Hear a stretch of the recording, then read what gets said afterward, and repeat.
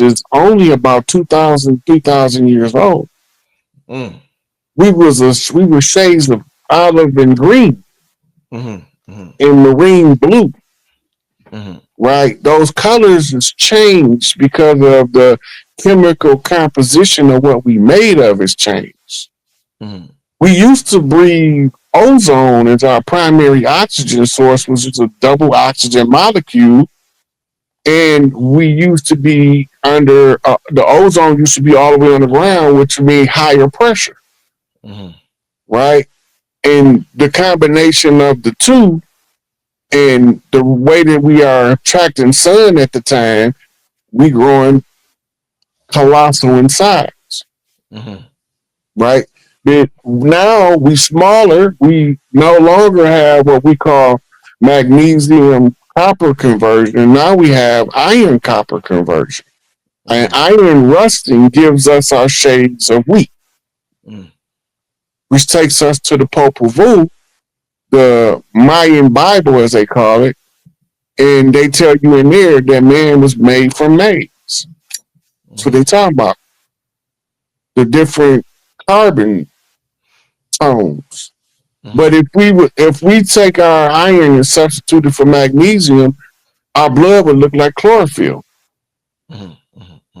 You know, so we've been through so many different cycles. We change the rules at every new cycle Mm-hmm. because you got to write a new history. Listen, we eternal beings. That's Mm-hmm. important. Mm-hmm. We living for eternity. It's a long time, Rod. What the hell we supposed to do all that time? Figure some shit out. So we break life up into 100-year segments and live a different life every 100 years, every 1,000 years. But we have to break eternity up into bite-sized pieces in order to even grasp what it is. You're Right? right. So this gives us the phenomenon called death, which is actually just entropy. You're right. I don't know if I ever told you this, yo. So check this out. When I was young, like I'm a calm dude for the most part. I could I don't get anxious when situations present itself.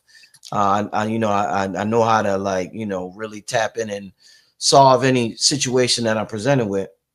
But when I was young, one thing that gave me extreme anxiety, I think I told you this before, is the idea of thinking about eternity, thinking about living forever.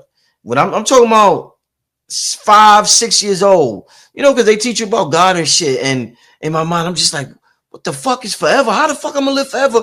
Yo, what? And I used to just come up with a million questions about how am I going to about eternity and how that's going to be, whatever. But that gave me extreme anxiety, Rod, to the point where I had to just eventually, I just said, you know what? I'm going to stop thinking about it and, whatever happens, happens. But there was a couple of years when thinking about eternity, some weird shit gave me extreme anxiety, man. So when you said that just now, when you was like, we eternal beings, I'm like, oh shit, I had that thought again. Yeah, I got that's triggered, Rod. what you went through is called the chrysalis of awakening. Before you can realize your immortal eternal self, you first have to come to terms with your physically mortal self. Mm, You got to come to terms that you're not going to always be in the body, right, right. right? But how you perceive the body is where the anxiety comes from. It makes you agitated. Yeah. That what we call adrenaline response to a concept or idea floods the body and then looking for the threat, and the threat is absence of knowledge. Mm, mm. As soon as you start to understand that outside of the physical body, we don't feel. If we came into this life on 3D Earth and we felt stuff and we loved genuinely and we was able to experience genuine love, we get outside the body. Mm-hmm. Every emotion we felt, every anger, we celebrate that stuff Mm, mm. because we had the opportunity to be more than intellect, Right, right. right? We had the opportunity to experience success and failure. When you a God, you don't even know what the hell failure. You have to create failure in order to even know that failure exists. Wow. But when you mortal, you have to stop Wow. being scared of failure in order to find success. It's just the opposite, Ain't that some shit? right? This size above, so below, but it's a mirror. Six on the ground look like nine in the sky. Mm-hmm. Nine in the sky look like six on the ground. Or you can flip it, depending on the angle you looking at the nine. Is you looking at it from the top or the bottom, Right, right, right. right? So it is perception. Yeah. Your whole life is predicated upon whose perception do you accept to tell you what life means. You're supposed to read all them books, not for the sake of reading books. It serves two purposes. It allows you to have a glimpse in the perspective of somebody else, be it fiction or nonfiction, right? Then it also allows you an opportunity to exercise the brain like you do weightlifting for the body. Right, right, right. When you hear them talk about like Dr. Ben, Dr. Clark, they call them, those are intellectual giants. They wasn't born that way. Mm-hmm. They had to work out. They had to exercise that man. Shake anti-Diop, Yeah, right? yeah. Amazing scientists. Amazing. Don't nobody even know that he was one of the pioneers in carbon-13 dating. Mm. He was, then he went on to take it further and came up with other types of dating systems based on the decay of elements, Right, right. right? Why do the elements decay? That's Mm. entropy, right? From chaos they came, and to chaos they return. Only way you can avoid the entropy is you have to reach what we call absolute zero, where you gain no energy, lose no energy, Mm-hmm. right? Or you burn the exact same amount that you consume. There's no loss. As soon as the energy beginning to be lost, them opinions, Mm. it sets in entropy, Mm-hmm. right? When you understand the reason why you have fear, it's telling you where you need to be educated. Mm-hmm. If you're scared of hell, find out where it came from. Is hell really there? Did man's mind invented hell out of his paranoia, Mm. right? Is heaven really there? Or did man have grandiose delusions of a potential utopia and wrote a story about heaven, Mm-hmm. right? It's you can live hell or heaven on earth. You don't gotta be dead to live, man, one of them. Mm-hmm. But we so busy letting somebody tell us how to live, we don't know the difference in the two on earth. Because Right. we have hell one day and heaven the next, Mm-hmm. right? The vicissitudes, the ups and downs, the ins and outs of life. If we taught our children that they're supposed to have struggles in life, I guarantee you that the suicide rate will plummet by 90% in 5 years. Mm. Just by telling the children that, in life sometime, baby, you're supposed to struggle in order to get stronger. Mm. Life supposed to get hard when you get too complacent at being nothing in order to make you into something. Wow. Yeah. That's the only reason why you get all go into that apathetic state. Mm-hmm. Now remember, religion is engineered, designed as a military tool to stir up the apathetic state in all of the children. They apply it through education. Mm-hmm. School is not a socio political word. It's a religious word from a specific religion, Mm-hmm. right? But then using linguistics, they manipulate it a little bit, and you don't know where it came from, so you don't know what you're doing. That's that go along to get along, obedience to authority mentality, Mm-hmm. right? They did a whole study on people's obedience to authority, right? And they did one called the Zimbardo's prison study, right? Zimbardo took regular people, regular Joes, and divided them up. Half of y'all inmates, half of y'all prisoners. Y'all can leave this program anytime y'all get ready to. All you have to do is ask. Then they played out a scenario. They did this in Arizona, in a university in Arizona. And they play out the scenario. The cops, the ones they appointed as the correction officers, became aggressive and abusive to the inmates. The inmates became slick, conniving, trying to run scams on people, all this stuff in a 6-month prison study. It amazed them at how quick the inmates became inmates and the guards became predatory prison guards. Mm. Damn. Do you think, I was talking to you about psychic powers and abilities, and one of the things people say is that people in what they call third world countries, they're able to tap in to these supernatural abilities more because they're not they don't have all the lights in the city and the distraction around them. Do you feel as though when you were in prison, were you able to tap more into certain abilities because you didn't think about rent, think about a goddamn avocado that costs $3 if it's organic? Was your ability to tap into these latent things that they talk about, it wasn't more prevalent in when you were locked up, Rod? That's what you're talking about is sensory deprivation Yeah. that allows you to tap into other senses. The time that I did locked up, when you locked up, you have worries just like people in the street, but you got a different set of worries. Mm-hmm. Right? What comes with the new environment comes a new set of responsibilities. And certain stuff, like instead of worrying about how I'm gonna pay my rent or my light or my gas, I'm wondering how am I gonna make commissary, how am I gonna get my next set of books in, how am I gonna make sure I can pay for my hygiene stuff. So the struggle is still the same in the penitentiary as it is in the street. We still have distractions. You got the dude stabbing the other dude, the guy having the fight with the police. You got the guy over there trying to have a relationship with the other guy. All this stuff is still going on around you. It's just in another world. It's in another structure of reality that still have to give you something to keep your mind focused on. And to restrict you from being able to tap into more consciousness. But the thing is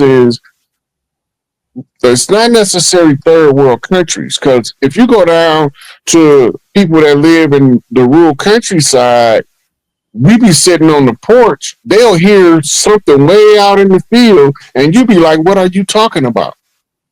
Until you see that this big old buck deer run out, and he's like, I knew it was one out there, I tried to tell you. Right? Because they became acclimated to the environment, and the things that they mind focus on is more localized to the environment. It's the same whether you're in prison, whether you're in the projects, or whether you're in the penthouse. Your local environment is what's going to absorb most of what you consciously focus on a day-to-day basis. You will always have some kind of concern about the local environment around you because that's your area of control. So the circumstances might change, but what draws the attention of the mind is what matters. When you're more out into nature, more stuff nature related sink to your mind. That's why Dr. Doolittle could talk with animals. He lived on a ranch. Mm. Mm. Yeah, man. That's some serious stuff. What do you think about, like, in terms, Rod, of well, let me ask you this before I ask you that. Is it gonna we talk about so many things and our DNA waking back up and coming online.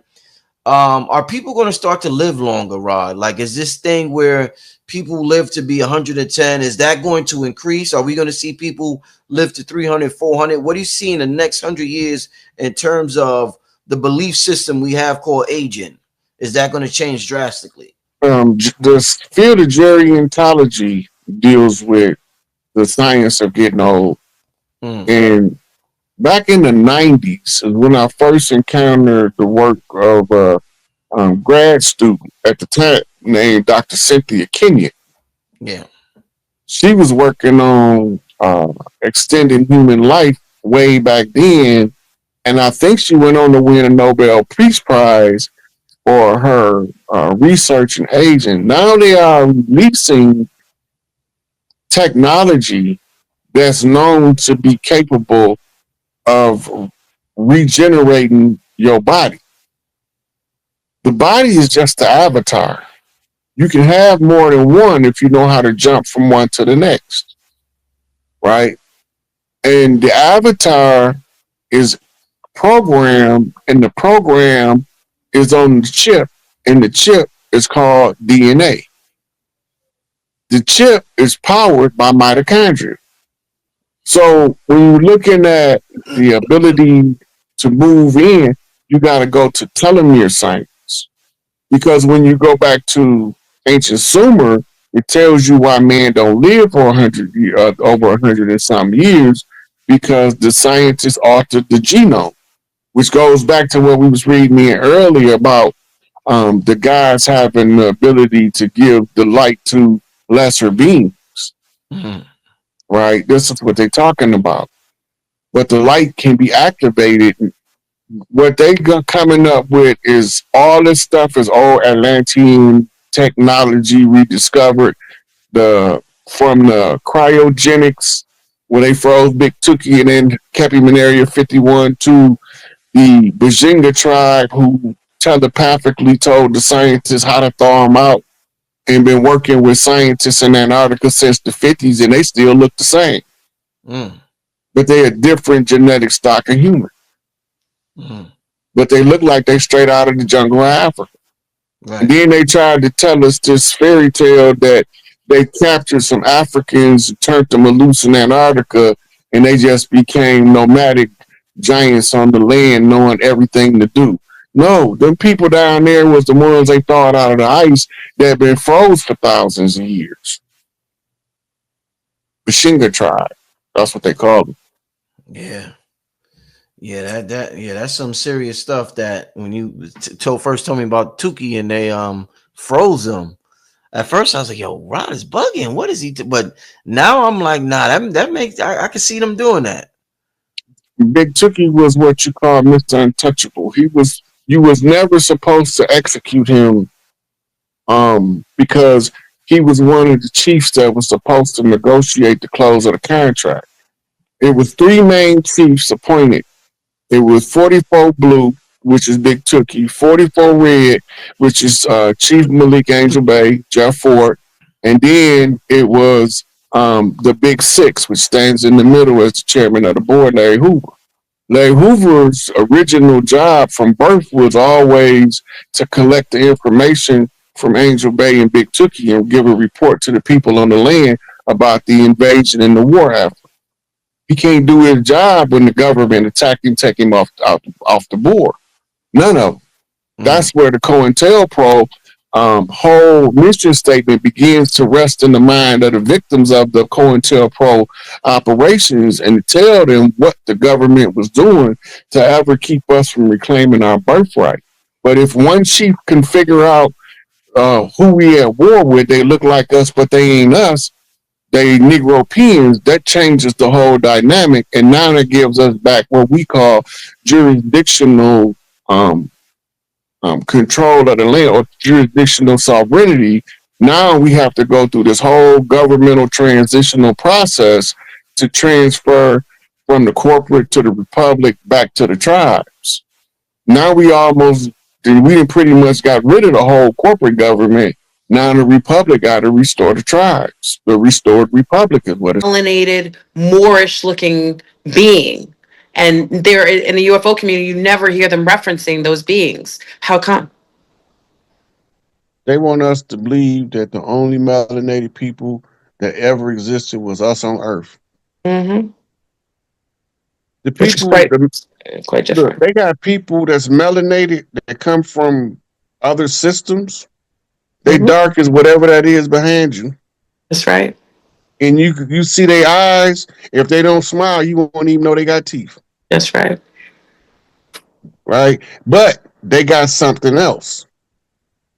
if they stand in direct sunlight, The they golden. glisten. Yeah. And that's we were talking about the gold mining could be linked to melanin that has connected some of that genetic hybriding that could be in certain people. Well, we used to eat gold. In Atlantis, all we ate was couscous. Oh, absolutely. Yeah. Yeah. And this is why we was able to perform things at a higher consciousness level. Octave. Yes. Yes. Yeah. And a lot of the stuff that we built on the earth, we built it in the fourth and fifth dimension, Hmm. and then it's solidified in the 3D. Yes. But that's a whole level of tech that we haven't got back to, But even, but but we on even, our way there. yeah, but even so, when you go to a lot of these high end parties, they're eating gold flakes on their plates. They still eat gold. Monatomic gold is another form of, the omis gold, Ormus, yeah. The ormus ormus gold. is what we used to call the couscous. Yes, yes. So it's still being consumed, just not to the degree, and people aren't utilizing it alchemically to use telekinesis like we used to. Yeah, not only telekinesis, but all of the psychic abilities, including the ability to accelerate your cellular structure to Ah, be, yeah. and you relax your cellular structure, you can walk through a wall. Yes. Well, the blinkers, the African blinkers, are linked to those so-called melanated tall beings. They've been denoted even in battles, so-called galactic battles. No one fought them and could fight them because they would blink out of reality, like in Simeon dimensions. Toko. Yes, yes, yes. Simeon Toko, he wasn't the only one. He's just the only one they found. Yep, He we come in teams, whether we Earthborn or that's whether we right. Starseed. That's right. We come in teams. You Just see like I'm one, over but you here, may not see them all. Yeah. yeah. And just like I'm over here, I'm using social media as the means to inform, Hmm. right?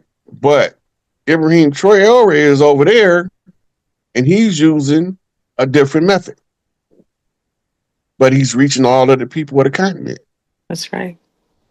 right? Everything that Muammar Gaddafi tried to do, the pressure on Ibrahim Traore is forcing Gaddafi's programs to the forefront. Yes, yes, yes. And the worst thing they can do, they think they want to take him out. You'd be better off letting him They'll live. martyr him. They'll martyr him, and they'll lose. That'll be a If, losing battle. if yeah, and what we don't understand is it's not just the African continent that's behind him.